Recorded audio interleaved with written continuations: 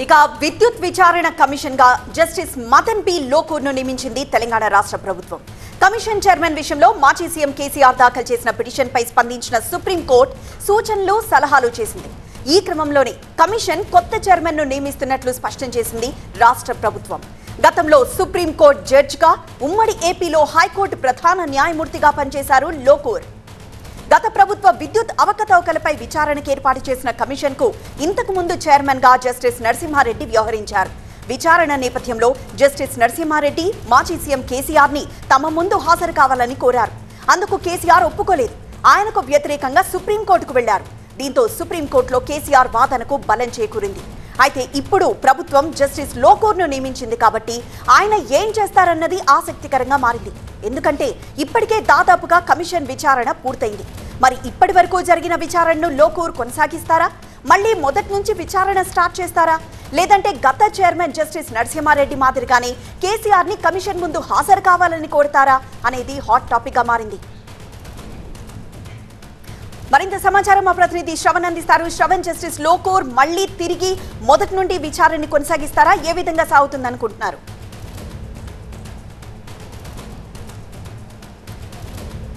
విద్యుత్ అవకతవకలకు గత 10 ఏళ్ల కాలంలో విద్యుత్ రంగం విషయంలో భారీగా అవకతవకలు జరిగాయని భావించిన ప్రభుత్వం పవర్ కమిషన్ని ఎంక్వైరీ ఆఫ్ కమిషన్ ఏర్పాటు చేసింది. దానికి జస్టిస్ ఎల్ నరసింహారెడ్డి చైర్మన్గా వ్యవహరించారు. విచారణ జరుగుతున్న క్రమంలోనే ఆయన ఒక ప్రెస్ మీట్ పెట్టిన నేపథ్యంలో దాని మీద అభ్యంతరం వ్యక్తం చేస్తూ మాజీ సీఎం కేసీఆర్ ఇక్కడ తెలంగాణలో ఉన్న హైకోర్టును ఆశ్రయించడంతో ఆ కేసు ప్రభుత్వానికి అనుకూలంగా వచ్చింది. దీంతో ఏకంగా సుప్రీంకోర్టుని ఆశ్రయించారు. అసలు పవర్ కమిషన్ ఏర్పాటుని తప్పుపడుతూ కేసీఆర్ చేసిన దాంట్లో సుప్రీంకోర్టు దాన్ని విచారణ చేపట్టి పవర్ కమిషన్ చైర్మన్గా ఉన్న జస్టిస్ ఎల్ నరసింహారెడ్డిని మార్చాల్సిందిగా తెలంగాణ ప్రభుత్వానికి ఆదేశాలు ఇవ్వడంతో తెలంగాణ ప్రభుత్వం 2-3 పేర్లను పరిశీలించి మదన్ భీమారావు లోకూర్ ఢిల్లీ బేస్డ్ అయిన జస్టిస్ని పవర్ కమిషన్కి చైర్మన్గా నియమించడం జరిగింది. ఇతను సుప్రీంకోర్టు జస్టిస్గా పనిచేశారు. దాంతోపాటుగా ఉమ్మడి ఆంధ్రప్రదేశ్, గౌహతి, ఢిల్లీ హైకోర్టులకు జస్టిస్గా పనిచేసిన నేపథ్యంలో అతని justice Bhimarao Lokur track record చూసుకుంటే మాత్రం విచారణ విషయంలో ఏదైనా కేసుకు సంబంధించి కానీ విచారణలో భాగంగా చాలా ఖచ్చితంగా వ్యవహరించే వ్యక్తిగా చాలా క్లియర్గా అతని ట్రాక్ రికార్డు చూస్తే తెలుస్తుంది. ఇక పవర్ కమిషన్కి బాధ్యతలు ఇంకా తీసుకోలేదు. సంప్రదింపులు జరిపిన తెలంగాణ ప్రభుత్వము ఆయన అంగీకరించడంతోనే జీవోను జారీ చేసి సుప్రీంకోర్టు కూడా దానికి సంబంధించిన సమాచారం అందించింది. ఇంకా జస్టిస్ భీమారావు లోకూర్ హైదరాబాద్ రావాలి, ప్రస్తుతం ఢిల్లీలో ఉన్నారు. హైదరాబాద్కి వచ్చిన తర్వాత పవర్ కమిషన్ సంబంధించిన రెస్పాన్సిబిలిటీ తీసుకున్న తర్వాత విచారణ ఎలా జరుగుతుందనే విషయంలో ఒక ఖచ్చితమైన విషయాలు తెలిసే అవకాశం ఉంది. ఇప్పటివరకు ఉన్న సమాచారం ప్రకారం అయితే జస్టిస్ ఎల్ నరసింహారెడ్డి ఏదైతే సుప్రీంకోర్టు తీర్పు నేపథ్యంలో టీవీ9తో ప్రత్యేకంగా మాట్లాడినప్పుడు విచారణ దాదాపుగా పూర్తి చేశాను, చివరి దశలో ఉంది, కేవలం రిపోర్టు మాత్రమే సంప్రదించడం మిగిలి ఉంది. ఎందుకంటే పవర్ కమిషన్లో భాగంగా దాదాపు 30 మంది అధికారులకు లెటర్లు ఇచ్చి నోటీసులు ఇచ్చి విచారణకు పిలిచి వీడియో కాన్ఫరెన్స్ ద్వారా విచారణ పూర్తి చేశాను. ప్రిన్సిపల్ సెక్రటరీలను సీఎండీలను పిలిచి విచారణ జరిపిన ఈ నేపథ్యంలో కేవలం రిపోర్టు మాత్రం ఇవ్వాల్సి ఉందన్న ఈ నేపథ్యంలో కొత్తగా చైర్మన్ బాధ్యతలు తీసుకున్న మదన్ భీమారావు లోకూర్ ఎక్కడైతే పవర్ కమిషన్కి ఇప్పటివరకు జరిపిన విచారణ నుంచి మొదలు పెడుతుందా లేదంటే మొదటి నుంచి మొదలు పెడుతుందా అనే విషయం మీద అధికారికంగా ఇంకా పూర్తి క్లారిటీ రావడానికి మరికొంత సమయం పట్టే అవకాశం ఉంది. కానీ ఖచ్చితంగా ఇప్పటివరకు జరిగిన విచారణకు సంబంధించిన అంశాలు ఏవైతే ఉన్నాయో ఖచ్చితంగా మదన్ భీమారావు లోకూర్ వాటిని పరిగణలోకి తీసుకుంటారు. ఎవరెవరిని పిలిచారు, ఎటువంటి ప్రశ్నావళిని వాళ్ళ మీద సంధించడం జరిగింది, ఎటువంటి విచారణ చేశారనేది భీమారావు లోకూర్ ఇప్పటివరకు జరిగిన ఎంక్వైరీ దాని మీద ఒక రిపోర్ట్ అయితే ఖచ్చితంగా ఒక పరిశీలన అయితే చేస్తారు. అవసరం అనుకుంటే కొత్త ఇన్ఫర్మేషన్ కావాలనుకుంటే తన రిపోర్టుకు సంతృప్తిగా లేకపోతే మరోసారి కూడా పిలిచిన అధికారులను కూడా మరోసారి పవర్ కమిషన్కి విచారణకు పిలిచే అవకాశం ఉంది. అందులో భాగంగా ఇటు అధికారులతో పాటు ప్రజాప్రతినిధులను కూడా పిలుస్తారా అంటే ఖచ్చితంగా దాని మీద మదన్ భీమారావు లోకూర్ నిర్ణయం తీసుకోవాల్సి ఉంటుంది. ఏదేమైనప్పటికీ కూడా ఈ నెల అంటే రేపటితో పవర్ కమిషన్కి సంబంధించిన గడువు ముగిస్తున్న నేపథ్యంలో మరోసారి కూడా గడువు పొడిగించే అవకాశం చాలా క్లియర్గా కనిపిస్తుంది. బాధ్యతలు తీసుకున్న తర్వాత మదన్ బి లోకూర్ దీని మీద పూర్తి సమాచారం తెలిసే అవకాశాలు కనిపిస్తున్నాయి. Coming to third news. గత 5 ఏళ్లలో పోలీస్ వ్యవస్థని నిర్వీర్యం చేశారన్నారు ఏపీ హోంమంత్రి అనిత. ఎన్నికల సమయంలో ఆయుధాలు కూడా పక్క రాష్ట్రం నుంచి అప్పు తెచ్చుకున్నామని తెలిపారు.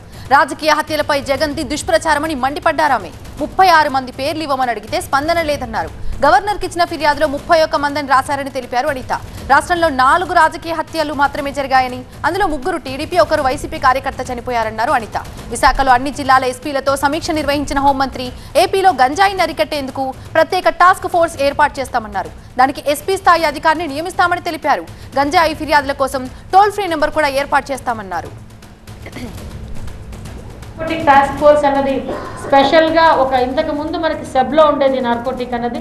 దీన్ని మళ్ళీ సెపరేట్ చేసి ఏదైతే తెలంగాణలో ఎలాగైతే ఉందో same as it is task ఫోర్స్ని కూడా ఇక్కడ ఏర్పాటు చేసుకొని దానికి సెపరేట్గా ఒక మెన్ను కూడా మనం అలోకేట్ చేసి దానికి ఒక ఎస్పీ లెవెల్ వ్యక్తిని కూడా అలోకేట్ చేయడానికి అందరం కూడా ఒక సిస్టమేటిక్ ఒక ప్రణాళిక అయితే సిద్ధమవుతుంది.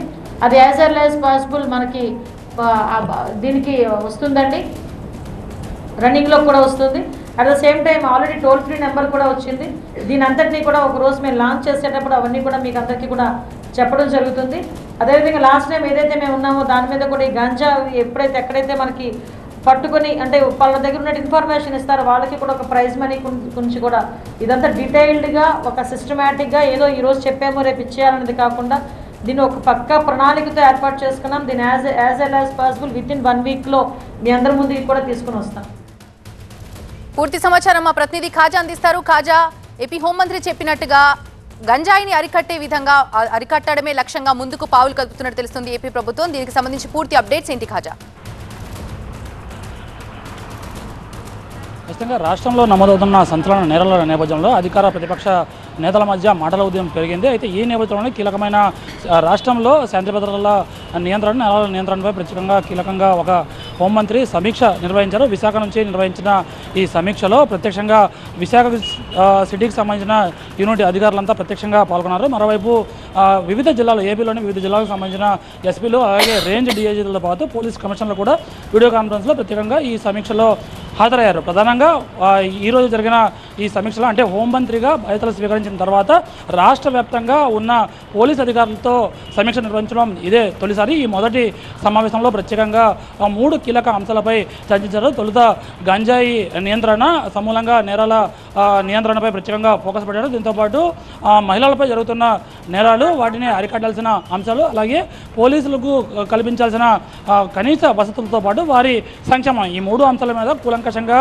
చర్చించారు. పోలీసులు కొన్ని విషయాలను హోంమంత్రి దృష్టికి తీసుకొచ్చారు. హోంమంత్రి కూడా ప్రత్యేకంగా తన ఆలోచనలు పెట్టి కార్యాచరణ కూడా ఒక రూట్ ప్లాన్, యాక్షన్ ప్లాన్ను సిద్ధం చేశారు. ప్రధానంగా గంజాయి విషయంలో ప్రత్యేకంగా ఏజెన్సీలో అంటే ఈ 5 జిల్లాలు ప్రధానంగా శ్రీకాకుళం, విజయనగరం, విశాఖపట్నం, అనకాపల్లి, అల్లూరు జిల్లాలపై ప్రత్యేకంగా ఫోకస్ పెట్టారు. రూట్లలో ప్రత్యేకంగా చెక్ పోస్టులు ఏర్పాటు చేయడంతో పాటు ఆ చెక్ పోస్టుల వద్ద సీసీ కెమెరాలు ఏర్పాటు చేసి దానికి కమాండ్ కంట్రోల్తో అనుసంధానం అయ్యేలా ప్రత్యేకంగా చర్యలు తీసుకోబోతున్నారు. దీంతోపాటు ఒక ప్రత్యేకంగా రాష్ట్రంలోనే తొలిసారిగా అంటే తెలంగాణతో సమానంగా ఒక నార్కోటిక్ టాస్క్ ఫోర్స్ను ఏర్పాటు చేస్తున్నారు. దీనికి ఒక ఎస్పీ స్థాయి అధికారికి బాధ్యత కూడా అప్పగిస్తున్నారు. దీంతోపాటు ఒక టోల్ ఫ్రీ నెంబర్ను కూడా సిద్ధం చేసి ప్రజలకు అందుబాటులో తీసుకొస్తున్నారు. మరోవైపు మహిళలపై జరుగుతున్న నేరాల నేపథ్యంలో వాటికి ప్రత్యేకంగా నియంత్రణకు ప్రత్యేక చర్యలు తీసుకుంటారు. అలాగే పోలీస్ వెల్ఫేర్, అలాగే పోలీసులకు కనీస వసతులు కల్పించేందుకు ప్రత్యేక కార్యాచరణ సిద్ధం చేస్తున్నట్టు అనిత ప్రకటించారు.